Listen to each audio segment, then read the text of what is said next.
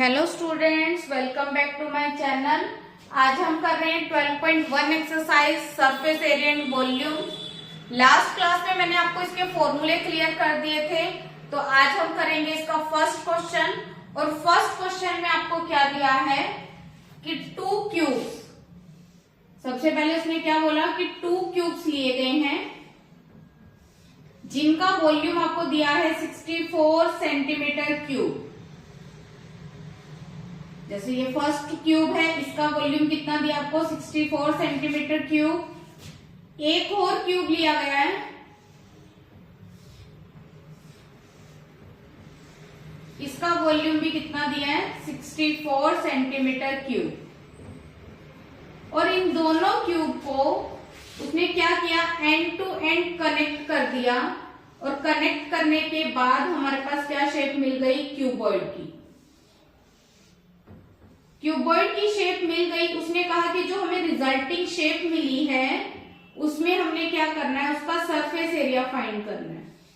तो surface area find करने के लिए सबसे पहले तो नॉर्मल सी बात है कि उसकी लेंथ, ब्रेथ और हाइट, हमें तीनों चीजें चाहिए।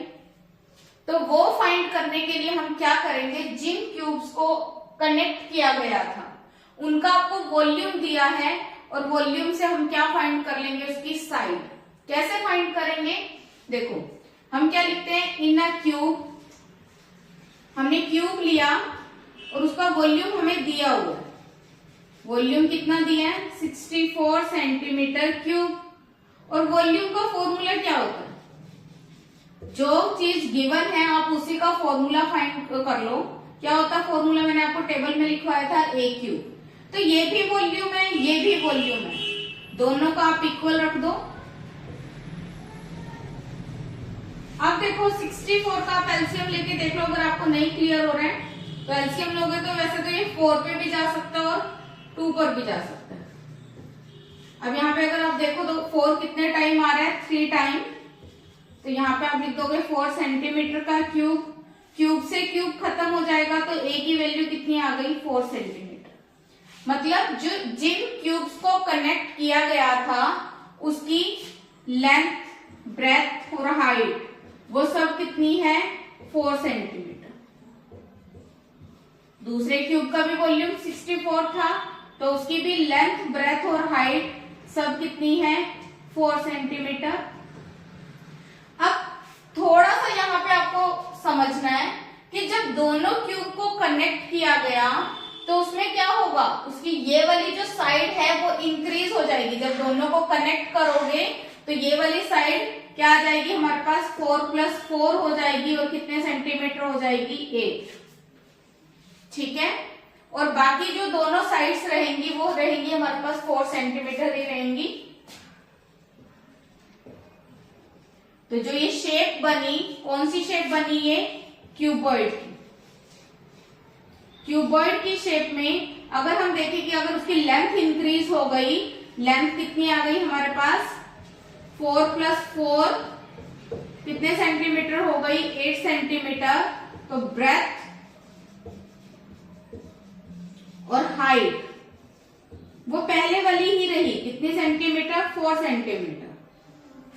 अब ये देखो जो रिजल्टिंग शेप है हमारे पास वो एक सिंगल शेप है, मतलब उसमें कोई 2 शेप अटैच नहीं है। कई बार क्या होता है, क्वेश्चन में ये दिया होता है कि ये जो शेप है इसमें क्यूबॉइड के साथ एक हेमिस्फीयर है।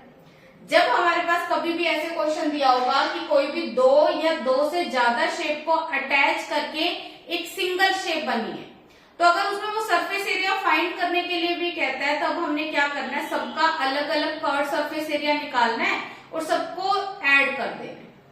पर अगर हमारे पास एक सिंगल शेप है, रिजल्टिंग शेप जो क्या है, सिंगल है, उसमें कोई दूसरी शेप नहीं है, तब अगर वो curve surface area, surface area अगर कह रहा है तो आपने क्या निकालना है, टोटल सरफेस एरिया ही निकालना है उसका। तो टोटल सरफेस एरिया का फॉर्मूला क्या होता है हमारे पास, 2LB BH HL।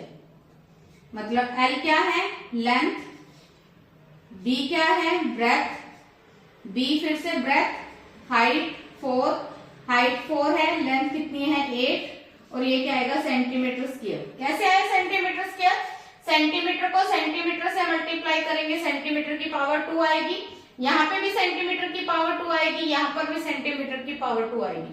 जब सबको हमने ऐड किया तो सेंटीमीटर की पावर कितनी रही 2। और वैसे भी ये एरिया है तो एरिया हमेशा किसमें आता है, यूनिट की पावर 2।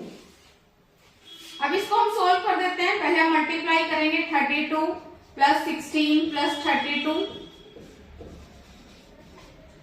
कितना आ जाएगा हमारे पास 64 प्लस 16,